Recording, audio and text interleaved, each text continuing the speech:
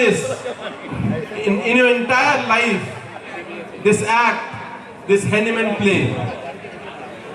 Two roads diverge in a yellow wood, and sorry, I could not travel both. And I took the one that less traveled, that has made all differences. In a world where suffering echoed through every street, where disease ruled like merciless king, and where medicine was trapped in the darkness of bloodletting, poison, and superstition, there rose a man who dared to choose the road less traveled.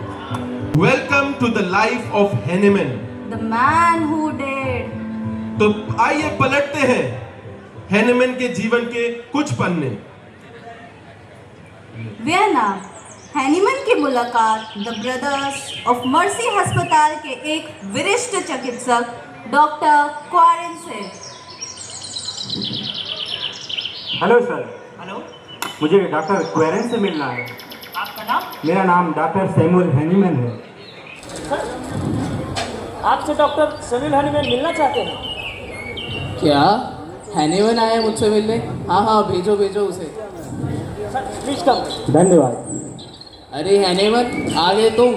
आओ Hahnemann, स्वागत है तुम्हारा। बहुत बहुत धन्यवाद sir.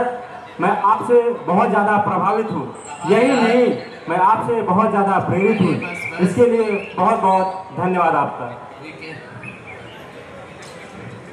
अगला दृश्य, अब ये देखना था कि ये प्रेरणा हैनुमन को किस दिशा में लेके जाएगी। अगला दृश्य, सन 1780, डॉक्टर हैनुमन के मेडिकल प्रैक्टिस की शुरुआत हेडशेड शहर। डॉक्टर साहब, डॉक्टर साहब, डॉक्टर साहब, प्लीज बचा लीजिए डॉक्टर साहब। हाँ बैठिए बैठिए, आप घबराइए मत, आप ठीक हो जाएंगे। क्या तकलीफ है आपको? डॉक्टर साहब, पूरे शरीर में दर्द हो रहा है, कुछ काम नहीं किया जा रहा है डॉक्टर साहब, और उल्टियाँ लगी हुई डॉक्टर साहब। अच्छा अच्छा, बैठिए बैठिए। ये बताइए आपका पैखाना कैसे वो है? तो पूछिए मत डॉक्टर साहब, सुबह से 10 लगा हुआ है, मेरा पूरा दिन संडास में गुजरा है डॉक्टर साहब। अच्छा अच्छा, बैठिए, आप ठीक हो जाएंगे। दर्द आपको कैसे?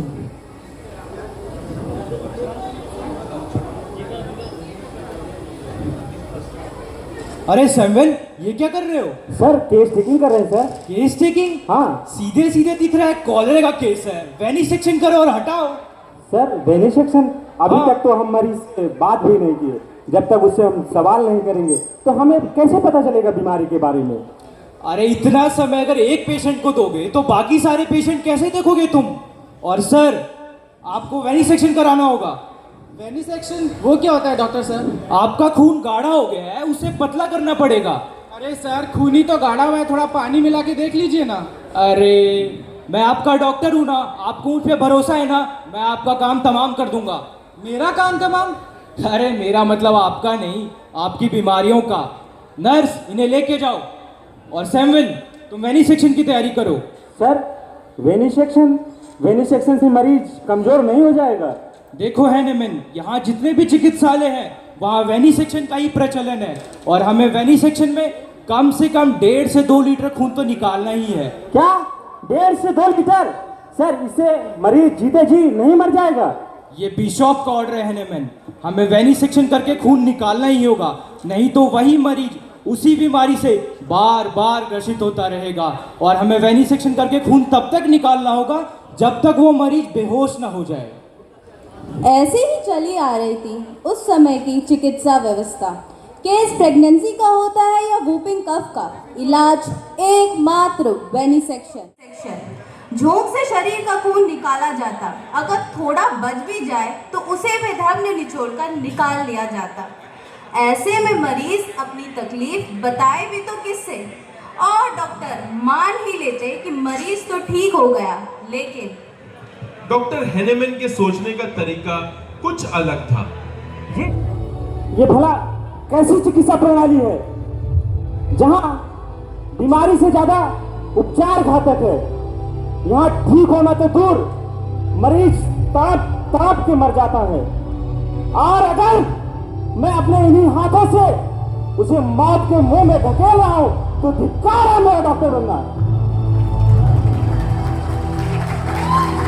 इमारत जो टिकी थी फरेब के नींव पर, मृत सा बर्ताव होता था हर सजीव पर।